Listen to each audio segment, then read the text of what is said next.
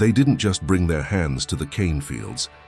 They brought their taste for survival, their cravings for comfort, and a memory of home so powerful it simmered in every pot. In the early 1900s, over 100,000 Filipinos crossed the Pacific, chasing work in Hawaii's booming sugar plantations. The days were long, the pay was meager, but where there was food, there was life. Across dirt floor kitchens, wood-fired stoves, and tin-walled huts, meals became moments of magic. A tangle of pancit on payday, the sting of pickled vinegar cutting through fried fish, a pot of adobo whispering tales of faraway fiestas. These weren't just meals, they were resistance, routine, and rituals that stretched through generations. Some of these flavors transformed Hawaii forever. Others disappeared, remembered only through stories. Let's dive into 25 Filipino plantation dishes, born from struggle, flavored with resilience, and still lingering in Hawaii's kitchens today. And stick around because the final dish on this list holds a twist few see coming. Before we dig in, if you care about history that's been left off the table, hit that subscribe button and turn on the bell. These aren't just recipes. They're the roots of a culture worth remembering. Rice and pork guisantes. On the plantations, food wasn't just about staying fed, it was a way back to joy. Rice and pork guisantes was one of those rare meals that felt like comfort dressed in celebration. Pieces of pork, often just bones and fat scraps, were slowly stewed in a rich tomato base with peas, spooned over steaming mounds of rice. The ingredients weren't glamorous, but they told a story. Canned peas, canned tomatoes, easy to stockpile from the plantation stores. The pork, cheap cuts that no one else wanted, transformed with time and heat. And rice, always rice, the heart of every Filipino table. After grueling hours among the sharp cane, workers gathered with bowls in hand. The aroma of garlic and tomato drifted down the rows of shacks like clockwork. One bite, and memories of family fiestas miles away suddenly flooded back. Over time, this dish outgrew its humble origin, turning up at luau's, potlucks, and birthday spreads. Today, it isn't just another plate. It's a living piece of Hawaii's Filipino food story. Adobo chicken and rice. If there was one scent that defined the Filipino camps, it was the tang of adobo bubbling away. Chicken stewed with vinegar, soy sauce, garlic, and peppercorns, tangy, garlicky, unforgettable, served over mountains of hot rice. It wasn't fancy. It was essential. This dish was engineered for survival. Long before refrigerators were a staple, vinegar acted as nature's preservative, making adobo safe to eat hours after it was cooked. A single pot could stretch across multiple meals, feeding bunkmates and families. When the sun dipped behind the cane, that sharp aromatic dance of garlic and vinegar would fill the air, trailing through every hut like a signal. It's dinner time. Each spoonful brought home a little closer. Mothers at the stove, festival days back in the Philippines. Adobo didn't just survive those hard years.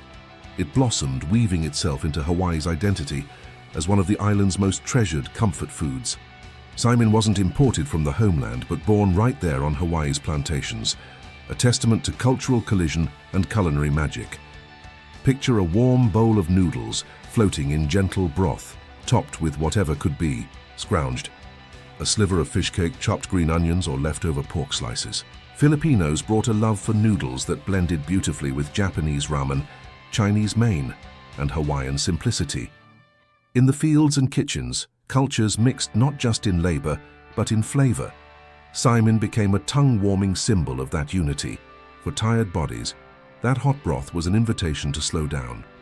The chewy noodles could stretch a tiny bit of meat and ensure no one left the table hungry. What started in plantation kitchens soon spilled over into diners, drive-ins, and households across Hawaii. Simon became more than a meal. It was evidence that something ordinary could become iconic, and that shared struggle could cook up unexpected beauty. Lumpia, if adobo brought comfort, lumpia brought celebration. Golden, crispy, and rolled tight with love, lumpia was more than a snack. It was joy you could hold in your hands. Whether filled with pork and vegetables, or just cabbage and onions when resources were lean, lumpia could make a hard day feel festive. On payday or during birthdays, camps came alive with families preparing heaps of lumpia. Kids would help fold while parents manned the popping oil. The crackle of frying wrappers echoed through the air, calling neighbors over. turning dinner into a gathering. Its magic lay in its adaptability. No pork, use onions. No cabbage, use carrots. It was a dish with no rules and endless welcome. Even now, one crispy bite of lumpia can turn strangers into friends. It stuck around for a reason. It's a food full of laughter, legacy, and life. Fried rice with garlic and bits of pork or fish. On the plantations, thrift ruled every plate. Fried rice was the gold standard of that resourcefulness. Yesterday's rice, throw it in a pan, add garlic, some soy sauce, and whatever else survived the week. Maybe salty fish, light pork, or an old egg. That was dinner. But this wasn't just a patchwork of scraps. The smell of garlic sizzling in oil signaled warmth. The hunt for little salty gems inside each spoonful was a quiet thrill. The meal filled bellies and lifted spirits after days where both ran empty. Across the fields, as cultures mingled, Filipino-style fried rice started soaking in Chinese and Hawaiian influences too. It cracked the code of how to turn leftovers into legacy. And today it still does, with every smoky skillet proving that flavor doesn't need riches, just resourcefulness. Boiled rice and stewed vegetables in fish sauce. Some nights all you had was what grew outside your window. That's where boiled rice with stewed vegetables in fish sauce came in.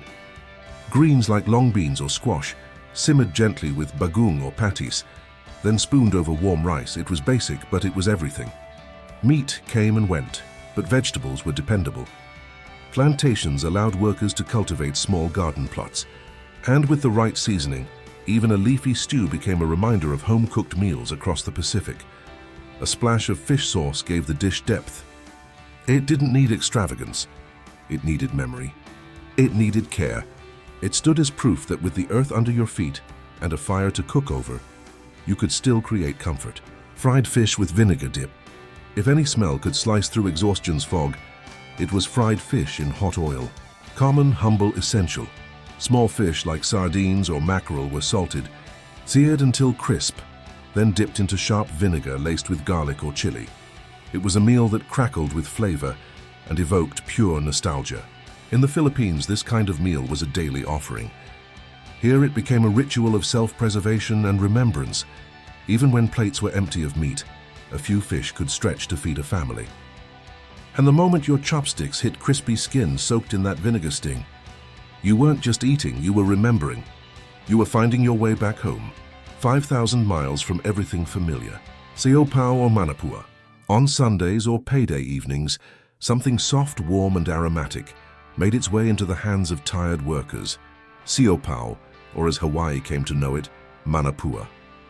A pillowy white bun, torn open to reveal sweet, savory pork or chicken inside. It was a pocket-sized luxury. The tradition was Chinese, but Filipinos quickly made it their own. Soon, plantation camps buzzed with vendors carrying baskets of fresh buns, trading coins for comfort. Portable and filling, siopaw didn't just hit the spot, it hit the heart. The bun was more than bread, it was balance. Bread to ease hunger, meat to rejuvenate, and sweetness to soothe the soul. Children adored them. Adults relied on them, and manapua quietly claimed its space in local food culture, still served warm in island bakeries today. Quick question, which of these dishes would you want to try first? Drop your thoughts in the comments, we read everyone. And if these flavors are stirring your appetite for history, don't forget to hit subscribe for more untold food stories from America's past. Arroz caldo? When sickness spread through the camps or weariness settled deep in tired bones, one dish spoke louder than medicine: arroz caldo.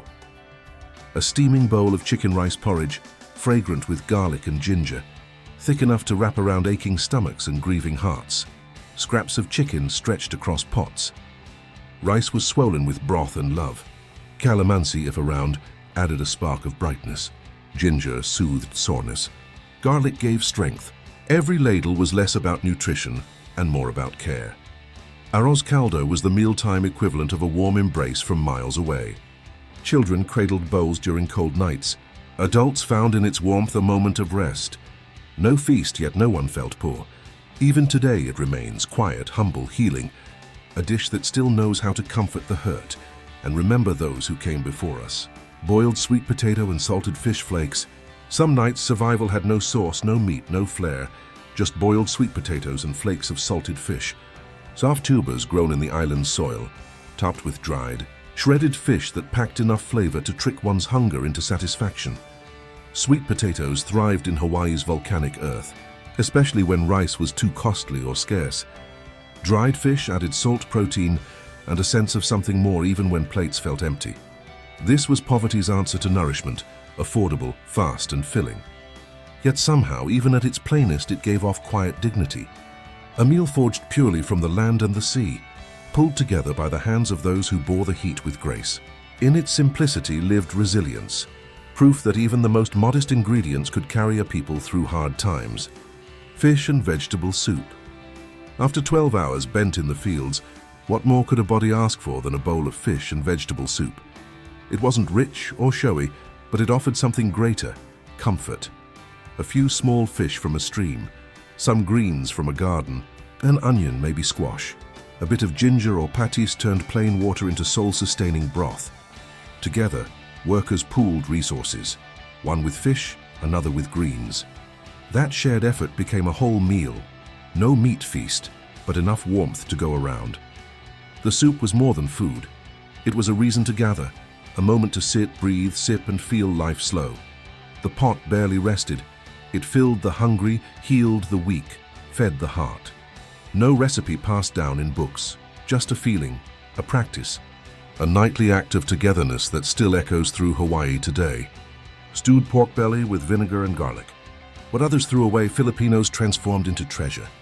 Take pork belly, considered poor man's meat, but on the plantations, it became magic under the hands of seasoned cooks. Stewed pork belly with vinegar and garlic. Fatty, melt-in-your-mouth cuts simmered low and slow until rich and intensely flavorful. The vinegar acted as both preservative and flavor bomb. Garlic gave it punch. Soy deepened the flavor. It was sharp, savory, sticky on the lips. Ladled over rice, it became a feast. What made it remarkable wasn't its ingredients, but the way workers made so much from so little. Around the table, the aroma alone drew neighbors in. The glossy sauce was dipped, soaked, shared. Even now, its scent clings to kitchens all over Hawaii, a time capsule built from salt, acid, and ingenuity, a legacy disguised as dinner. Rice with stir-fried greens. Meat was gold on plantations. Greens, they were life. Rice with stir-fried greens, any kind, morning glory, long beans, even weeds to outsiders, was a meal in its own right. Tossed in garlic, seasoned with fish sauce, they transformed from simple plants into the main course. Small gardens became a lifeline. Workers carved out patches beside camps, hoeing soil after shifts. These weren't hobbies, they were homesteads. A few handfuls into a wok, and the kitchen sang familiar songs of scent and sizzle. No one bragged about it, but these bowls mattered. They kept people alive. They brought color to gray days. And more than anything, they reminded displaced workers of the flavor of home, found not in meat or spice, but in the humble bite of fresh greens over hot rice. A reminder that sometimes survival tastes like something green, warm, and grown with your own two hands. Steamed rice cakes with coconut and banana. Not every meal on the plantation was meant to fill, some were made to feel. Steamed rice cakes with coconut and banana were island-made confections crafted during rare quiet moments. Made from ground rice, mashed bananas, and shredded coconut, they steamed slowly in tin cans or makeshift molds, turning out soft, chewy bites kissed with island sweetness. Bananas and coconuts were abundant, and workers learned to stretch them with rice flour into a treat that echoed celebrations back home. No bells, no whistles, just flavor and familiarity that made hard days feel lighter. Children waited eagerly by the fire. Adults too stole a moment for sweetness. Time slowed when the steam curled up, releasing fragrant hints of something gentle in a world of labor. Shared on Sundays or special gatherings, these cakes weren't just dessert. They were hope in edible form, proof that even weary hands could craft joy. Mixed vegetable stew with coconut milk. Some dishes warm you with memory more than heat. Mixed vegetable stew with coconut milk did just that. Squash, eggplant, beans, whatever the garden gifted, slowly simmered in silky coconut milk, infused, with garlic, onion, and the deep savor of fish sauce or bagoong. Coconuts were gifts from the land, and the milk was liquid gold. It transformed humble harvests into pots rich in flavor and cultural memory. A bowl didn't need meat. What it carried in depth of taste was enough to nourish body and spirit. Cooking this stew was a social act. Families made it in big batches, neighbors arriving with bowls and stories in hand. It felt like bayanihan in food form, shared effort, shared reward.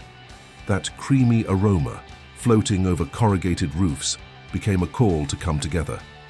It still does in Hawaiian kitchens, laced with the echo of pots long cooked on plantation fires. Coconut fish stew. Some dishes are oceans you can eat. Coconut fish stew was just that. A briny, creamy bowl that took landlocked workers back to the shores they once called home. Small fish like mackerel simmered gently in rich coconut milk with slices of ginger. A bit of garlic, maybe chili if someone had the luck. It was simple, but nothing about it tasted poor. The coconut softened the bold saltiness of the fish. The heat kicked memory into movement. Over rice, the stew clung like velvet, comfort with a bite. Coconuts were plentiful, and like in the Philippines, they became key to survival cuisine. Even worn bodies straight from the fields stopped in their tracks when this stew hit the fire. It was more than just filling, it was fulfilling. A spoonful told a story of islands, tide pools, bamboo huts, and how food, even thousands of miles away from home, could still taste like belonging. Bagong fried rice. When your pantry's nearly empty but your spirit's not, you make bagong fried rice. Leftover rice got tossed in a hot, crackling wok with garlic, onions, and the star, bagong. That potent fermented fish paste was sharp, salty, and a flavor only the homesick could crave with such intensity. Sometimes scraps of egg, chopped pork, or stray vegetables joined the mix. But even alone, bagong made the dish shine. Its pungency was a stamp of authenticity. Outsiders might flinch at the aroma, but Filipinos leaned in, because this flavor said, "You're home." It was a resurrection dish. Last night's leftovers became today's feast. Workers often whipped up giant pots to share in the barracks, each scoop unapologetically bold. For some, it was a guilty pleasure. For others, a badge of pride. Either way, every bite was drenched in identity, memory, and that uniquely Filipino talent for making the overlooked unforgettable. Pancit. When mouths were many and ingredients few, pancit came to save the day. Stir-fried noodles tossed with garlic, soy sauce, onions, and a rainbow of vegetables created a dish that could stretch far and feed plenty. If fortune allowed, scraps of pork or chicken were thrown in too. But pancit wasn't just practical, it was symbolic. In Filipino culture, noodles meant long life. So every payday weekend, birthday or holiday, the smell of sizzling noodles filled the camps. It was more than a dish, it was hope served on a plate. Children clapped when pancit hit the table. Adults took their time. Neighbors somehow knew when it was being made and always swung by just to say hi. In these moments, the hardships quieted, the distance disappeared, and celebration slipped into the room. Pancit wasn't just for then, it stayed. And today, its bright colors and bold flavor still light up island tables, carrying with them a taste of endurance dressed as festivity. Rice with pork scraps boiled in vinegar and soy. When pay was low and butcher scraps were all that could be bought, the soul of adobo still found its way to the table. Rice with pork scraps boiled in vinegar and soy was the plantation version of making something from almost nothing. Bones, fatty trimmings and tough cuts stewed down until tender. Vinegar did double duty. It flavored the dish and kept it from spoiling, especially in the camp's hot, humid kitchens. Workers knew these scraps inside out and transformed them into dishes that filled stomachs and lifted spirits. Each bowl was rich with tangy, salty flavor, and no rice grain was left untouched by the glossy sauce. Families gathered around a single shared pot, dipping in with what they had. To outside eyes, it might have looked like leftovers. But to the people who made it, it was dignity. It was warmth. It was a reminder that even in the leanest times, flavor and creativity never ran out. Rice with shellfish or clam stew in tomato base. The plantation didn't always provide the ingredients, but the ocean did. When the tide was low, workers would collect clams, mussels, or shellfish, turning the catch into a tomato-based stew that echoed the seafood flavors of the Philippines. Add garlic, onion, and rice, and you had a bold, hearty meal, salty with the sea and sweet with patience. Island shores gave freely, and Filipinos used every bit. A single bucket of clams could feed a household when cooked slow and stretched with tomatoes and water. Sometimes greens joined the pot, thickening both broth and sustenance. Weekends or rest days brought laughter to these stews. community meals shared among friends, kids grabbing second helpings, stories rolling like waves. This was how broken ties to the homeland got gently mended, with bowls full of island-foraged bounty, served over rice and surrounded by family, no matter what land they stood on. Boiled taro or yam and rice with fish or pork bits. Before rice was stable or affordable, workers turned to what grew in Hawaii's fertile earth, taro and yam. These starchy roots were boiled until soft, then paired with rice if available, and tiny flakes of salted fish or pork.